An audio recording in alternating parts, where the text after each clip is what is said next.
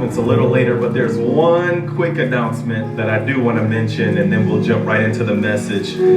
On February 2nd, that is Super Bowl Sunday, we're having Wings and Word. Lord help us. Wings and Word. And we hope, we've sent a text out with it, and we're hoping that you invite someone to come out on Super Bowl Sunday. Wear whatever attire you feel. I know there's going to be at least one Green Bay fan in the room, and that's okay. We'll pray your healing and deliverance. But anyway, so invite someone with you. Invite one person, drag one person. Tell them my church has wings and they're free. Bring them to church, and let it be a person that does not go to a church. Let it be a person that's maybe looking for a new one or does not go. And let's just have a good time. Amen. That's on Super Bowl Sunday. And then you can go to your festivities and do what you all do and drink your adult Kool-Aid or whatever y'all do. But bring them to church first. Amen. Matthew chapter 6. We're in a series called I Will. Yes, we're in a series called I Will. And I want to continue that today in Matthew chapter 6. If you've got your Bible open, the book, if you've got it on your tablet, your mobile device, pull that out too. And if you just go in front and just look at the screen, amen. It's good to see you all in the Chicago weather. It's all good. We've been here all our lives, most of us. We're used to it. We've had a mild winter so far. We thank God for that. Be careful on the roads. We're going to work tomorrow, no matter how cold it is. So we're going to work tomorrow. Okay, well, you're not. Some are retired, bless you. Some are educators, bless you. The rest of us, we're certainly celebrating Martin Luther King Jr. Tomorrow's not his birthday, but that is the day we celebrate. His birthday is actually on the 15th, and we celebrate his life. Matthew chapter 6. If you've got it, say I've got it. If you don't, say slow up. It's in the New Testament. Matthew chapter 6 verse 19 reads this way, in the words of Jesus: do not store up for yourselves treasures on earth, where moths and vermin destroy, and where thieves break in and steal. But store up for yourselves treasures in heaven, where moths and vermin and your cousin in them cannot get to them. Verse 21, for where your treasure is, we read 19, 20, we're on 21. For where your treasure is, there your heart will be also. Jumping down to verse 24. No one can serve two masters. Either you will hate the one and love the other, or you will be devoted to the one and despise the other. You cannot serve both God, and the NIV says, money. I want to speak from the subject in this I Will series. I will not trust my treasure. Will you repeat after me, because your neighbor's already asleep.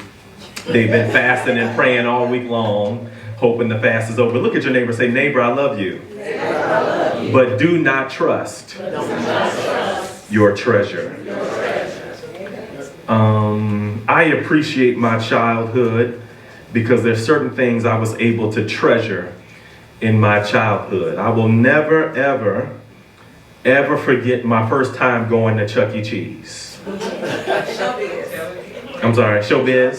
Yes, that too. And say what you want to say, the pizza's still good. The pizza's good.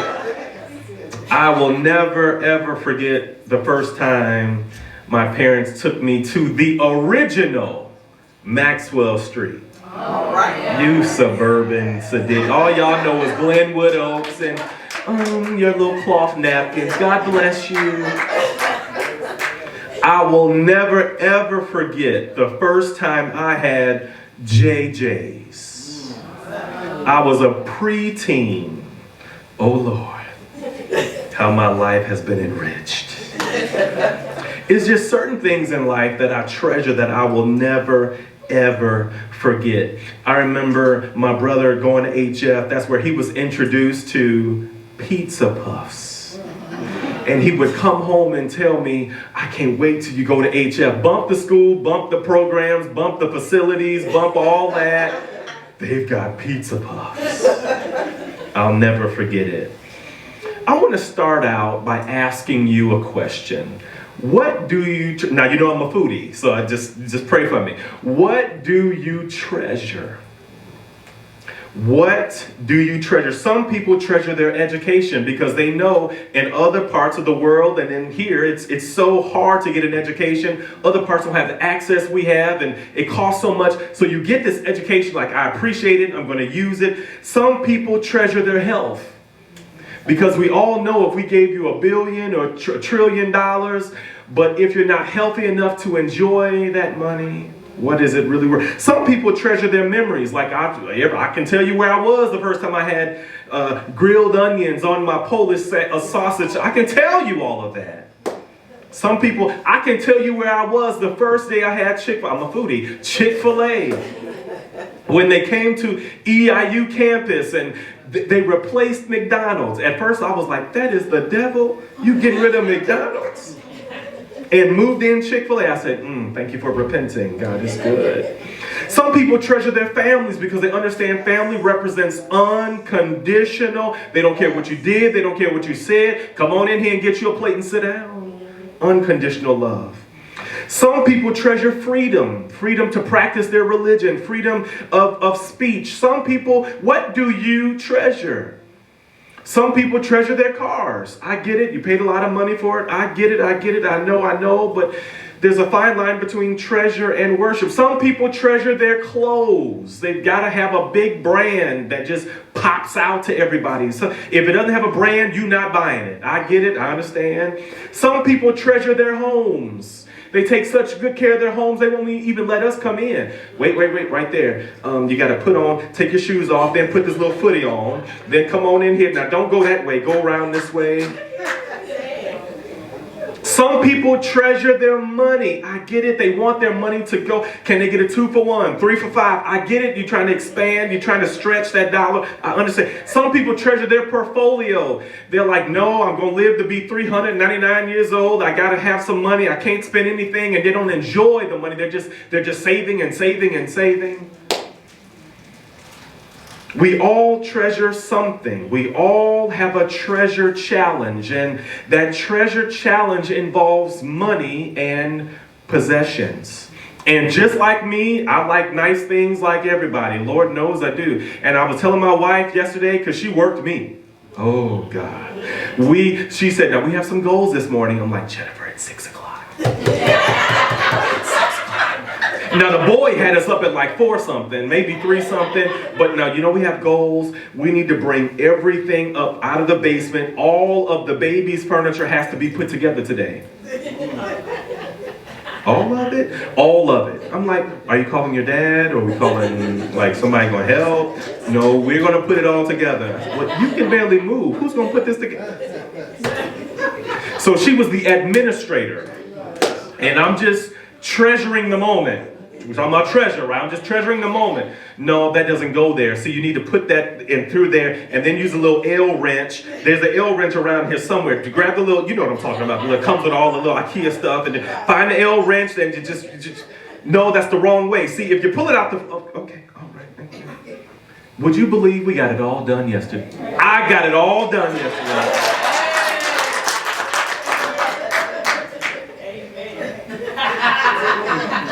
The bassinet, the pack and play, the Mamaroo chair. Then there's another chair. How many of you all know when you were born, they just said, come on in the house, and you just sat, that's all you had. We got all this electric, got to plug this in, and that has an app. An app, you can pull out your phone, and the chair start moving on you.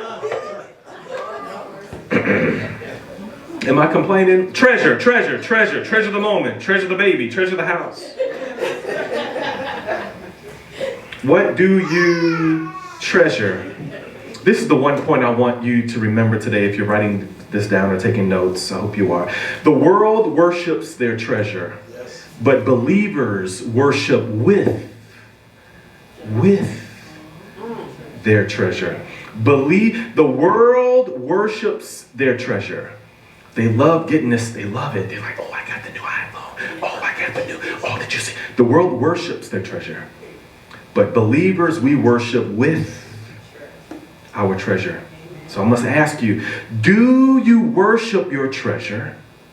Or are you one of the ones that actually worships with your treasure? Can we come in that great big house God blessed you with and just have fellowship and laugh and have hot? Can we come in? Can we enjoy the house with you? And today we're going to look at just 3 types of treasures that we all enjoy. Number 1, treasures on earth. Treasures on earth. You work too hard not to enjoy yourself sometimes. Let the church say amen. You go to that job every day on time. On time. Lord help us. Let's back that thing up first. You go every day, then you go on time. Those are 2 different things. Then you do your job while you're there. 3 different things. Every single day, you better take a day off. You better take a mental health day. Back that thing up again. You better take a mental health day, because these people will drive. If you pass out at work and God forbid say, son, daughter, I need you, come on home, back to me, they will step over you and say, now what was Eric working on today? Listen, Ray, I need you to finish up his project. They will step up. Get over there, Eric. Didn't like you no way. God bless. Matthew 6:19. Do not store up for yourselves treasures on earth, where moths and vermin destroy and where thieves break in and steal. I have told myself, if I have to get another office, I'm packing light. Anybody ever been, Mr. Hampton, or they'll read to you. The company is doing some transitioning, and unfortunately your position, and they may not even look at you, your position is one that we have to transition. So there will no longer be whatever your title is, and they read that off to you. My wife and I have decided we travel light. They give you that little nice beautiful office, and you want to put up pictures of Keon and Ray.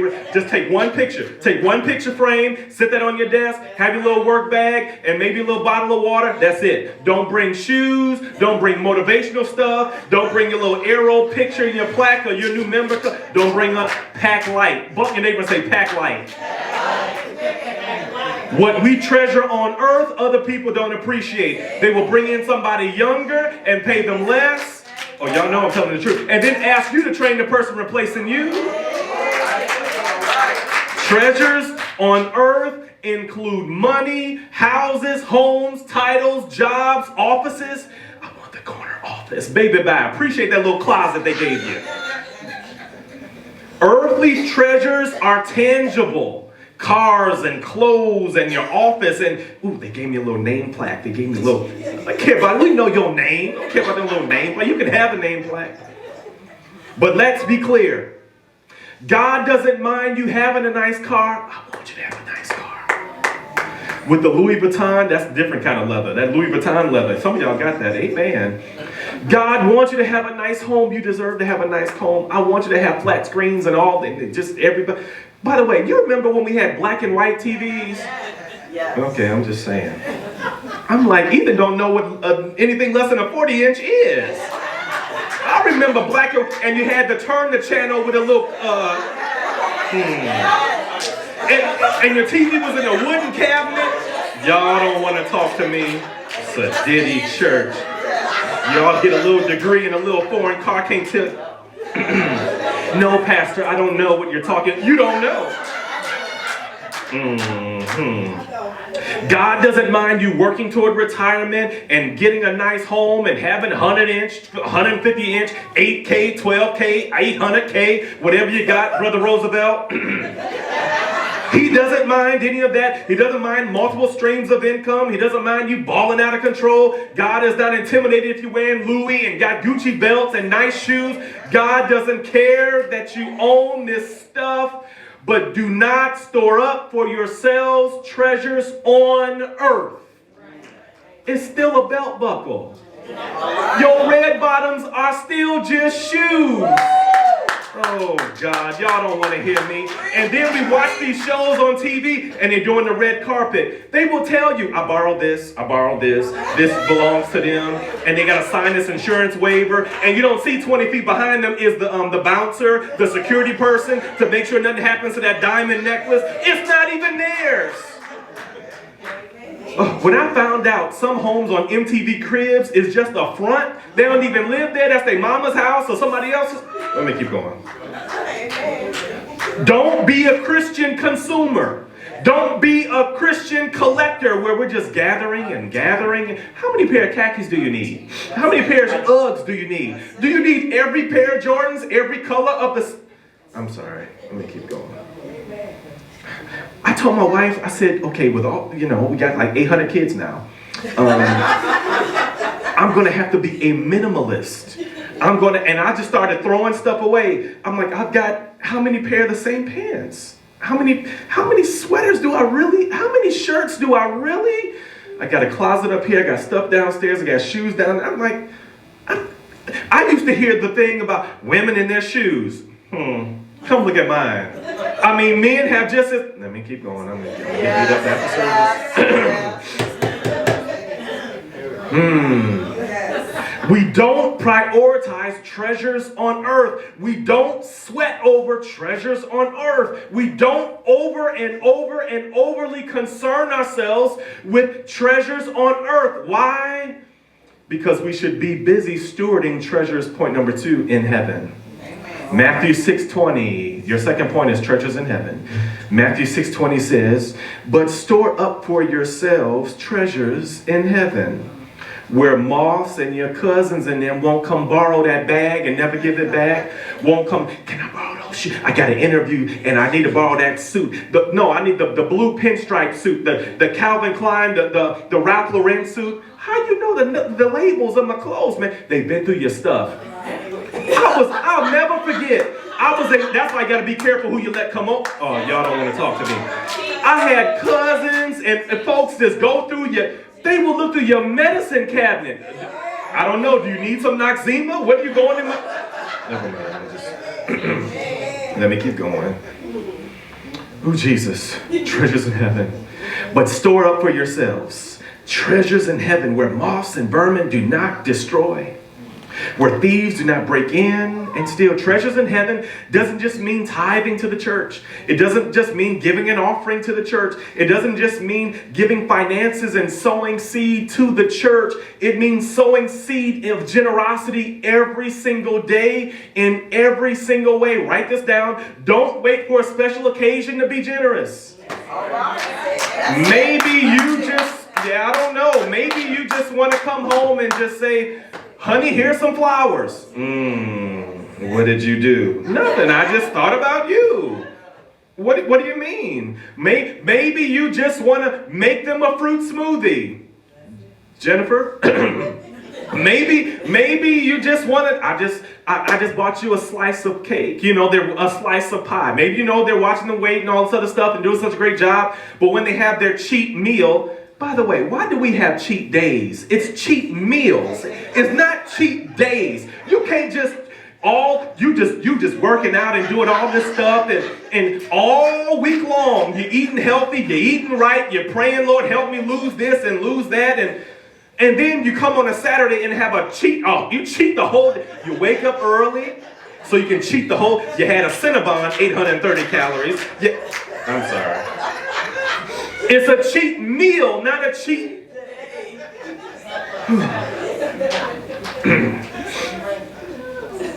Jesus knows something about being generous. Jesus talks about receiving treasures in heaven. Let's do a little Bible study. Luke 12:32 encourages the selling of possessions and then the giving to the needy. It's not just selling to get some money. Ooh, I sold this. Ooh, yeah, we didn't need this around the house. And then it's just giving. Luke 12:32 says, do not be afraid, little flock, for your Father has been pleased to give you the kingdom. Wait a minute. We're trying to get treasures in heaven and God, treasures on earth, and God is trying to give you what you can't buy. All right. Verse 33, sell your jeans.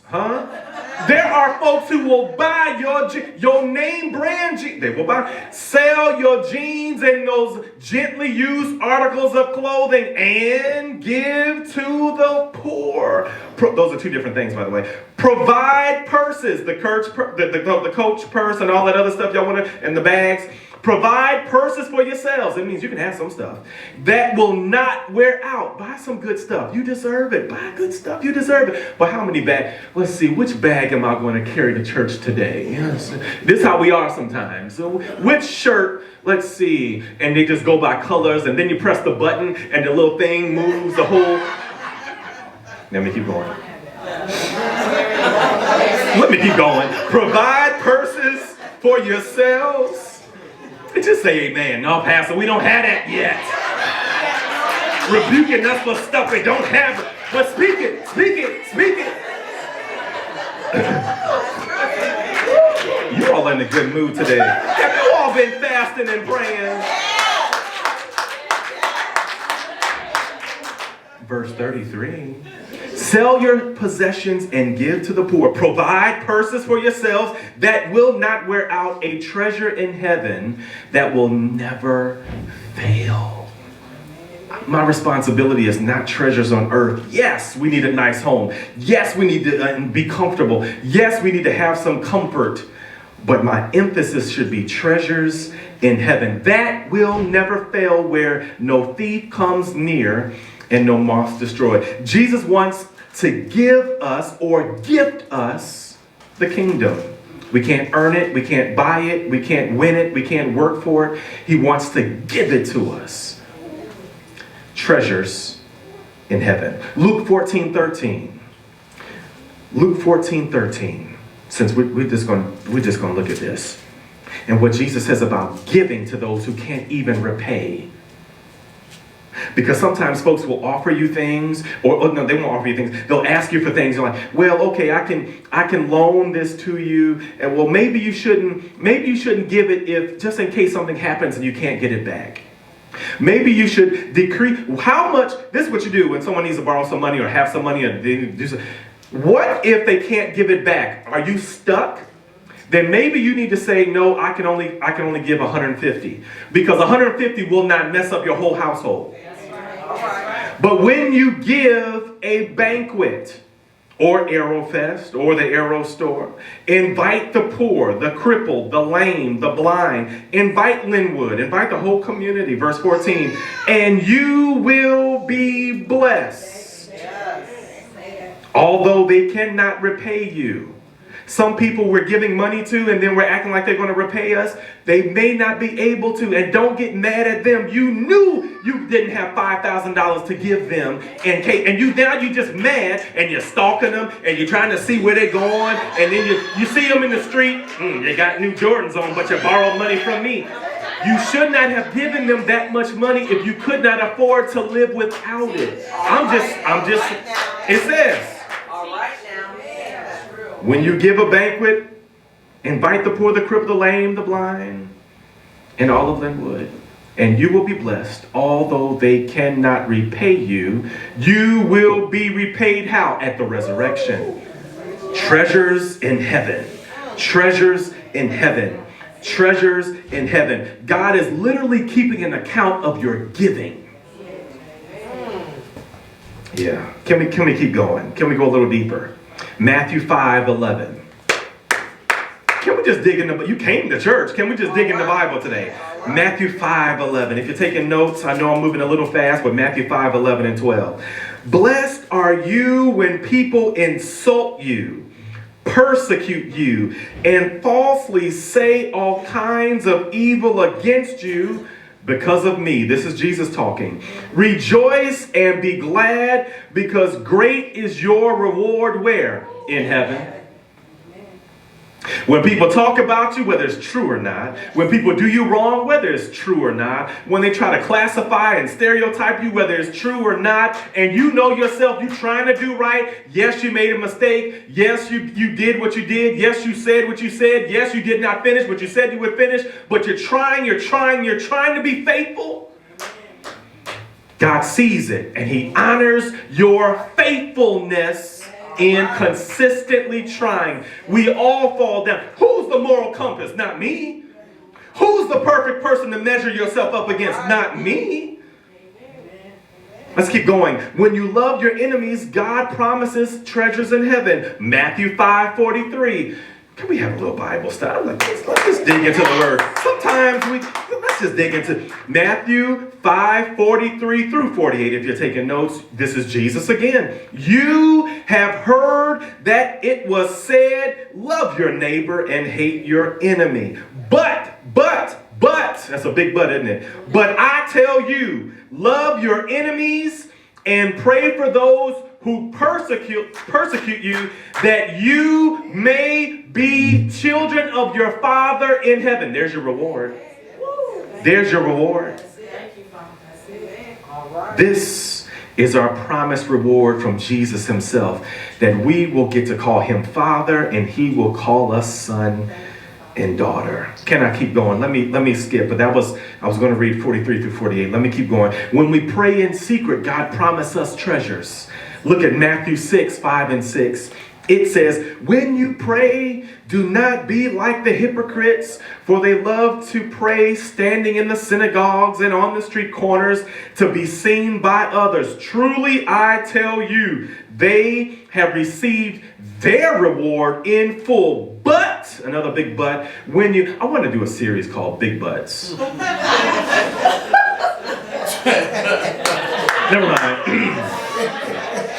But when you pray,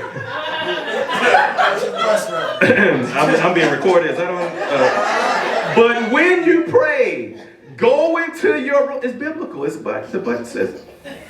But when you pray, go into your room, close the door, and pray to your Father who is unseen. Then, after you pray privately, then your Father who sees what is done in secret will reward you.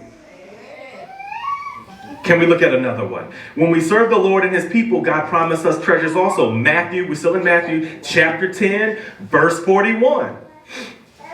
Matthew chapter 10, verse 41. I'm hurrying. I know you want to get some chicken and waffles. Invite me next week. Matthew 10:41. Whoever welcomes a prophet as a prophet will receive a prophet's reward. And whoever welcomes a righteous person as a righteous person will receive a righteous person's reward. So every time you come here and serve, every time you come here and give, every time you come here and help, every time you come here and fellowship and help us do what we do to push this cross forward and to present the gospel, you are literally storing up treasures in heaven. Yes. But that does not mean that you won't still receive some treasures on earth. God knows what you need, and God wants to bless his children. I've just proven over and over again through text that there are rewards for living and loving and giving like Jesus. So stop being so stingy. Woo! We're stingy when it comes to the tithe and offering. We're stingy when it comes to you blessing your wife. We're stingy when it comes to you blessing your sons and your daughters and your husband and everybody. You're stingy. When Christians should be synonymous with giving. Why are we so, I'm frugal, Pastor. Man, bye. Man, bye. You've got 100 pieces of gum, and you know they breath stink. You won't even share your piece.